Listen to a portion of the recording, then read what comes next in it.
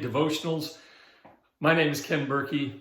Yesterday, I talked about the process of change. We're in a series called New Beginnings as we begin the new year, looking at the scripture Isaiah chapter 43, verses 17 and 18, where God says, hey, look, I'm doing a new thing. In the wilderness, in the wastelands, in the difficult times of life. And I don't have to tell you, 2020 is difficult. 2021 is going to have its own challenges. But we're looking at what are the new things that God is doing. So 2 weeks ago, we looked at redefining what success looks like in God's world. Yesterday, we talked about the process of change. How do we change the things personally we need to change? How do we help change our community and help change our world? Because that's what God's called us to do, that we are to grow and to stand in the gap and to fight against injustice and to make the changes that need to be made. How do we do that? So we looked at the six C's of change yesterday. And change always starts with a crisis. And in that crisis, if we have a conviction that something needs to change, then we must make a commitment. And that commitment leads to counting the costs, because we will experience consequences, but in the end, it often leads to change. Those are the 6 C's: crisis, conviction, commitment, cost, consequences that leads to change.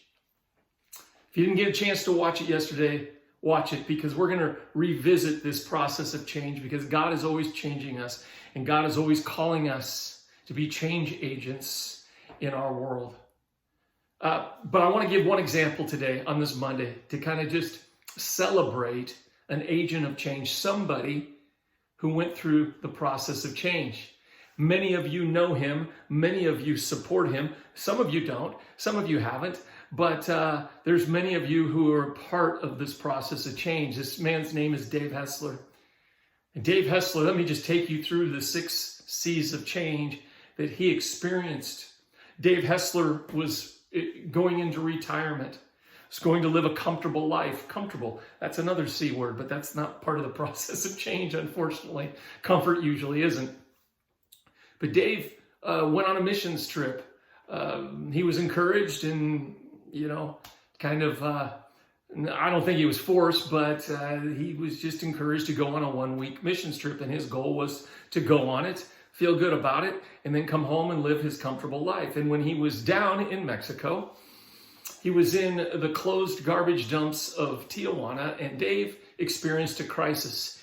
He saw a crisis, and he experienced a personal crisis. He saw children going to bed hungry, going to school hungry, many not even being able to go to school because they couldn't afford school uniforms. He saw a crisis, and God kind of broke his heart, and there was a conviction that something needed to be done.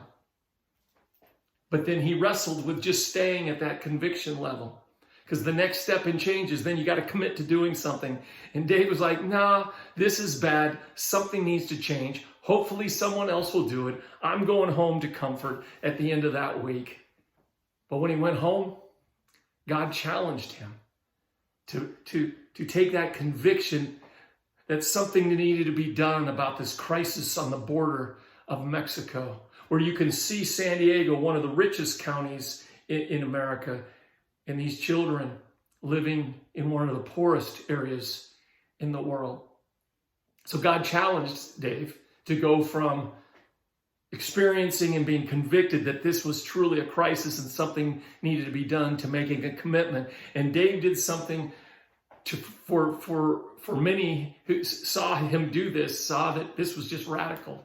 But he made a commitment to go and live down there in the slums, around the garbage dumps, and to create a food ministry and a community where children and families would know they were cared for and loved, and they would be fed.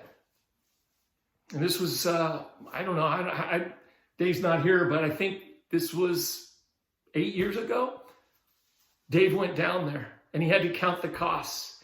He had to count the cost of his comfort living in America, and then he had to experience those consequences of hard times, having his heart broken, difficult times where it was just hard to know if he was going to have enough food to feed these precious people.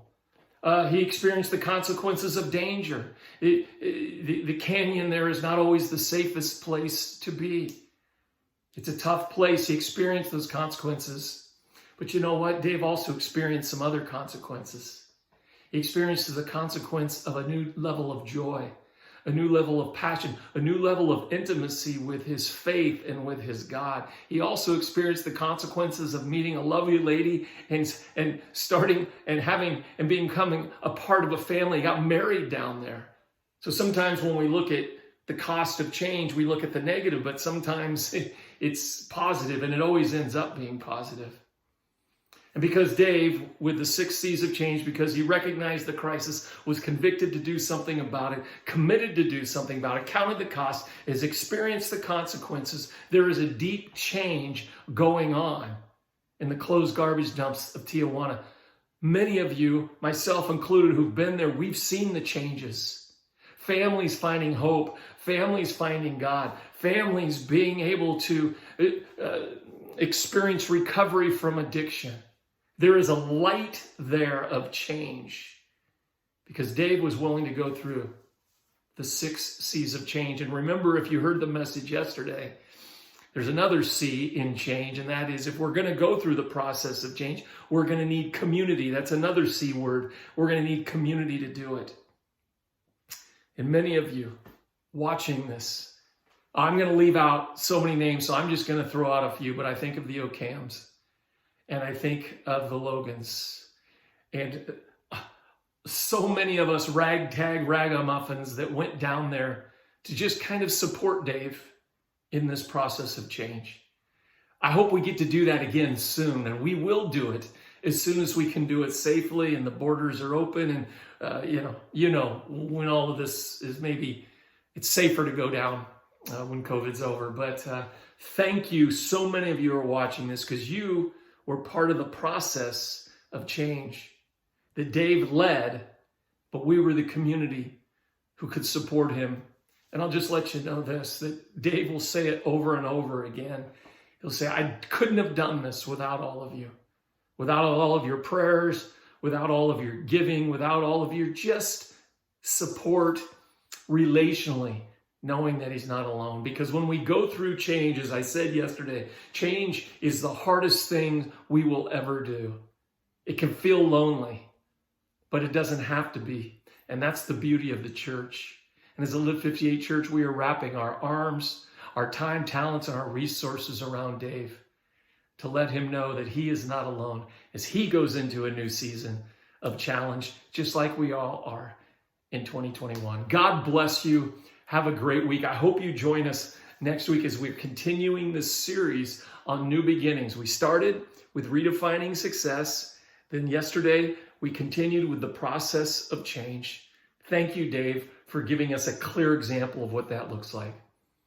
And just have a great week. I pray a huge blessing upon your life. And again, thanks for being a part of this movement. God bless you. And may you feel God's blessing, God's strength, and his joy with you this week. Take care.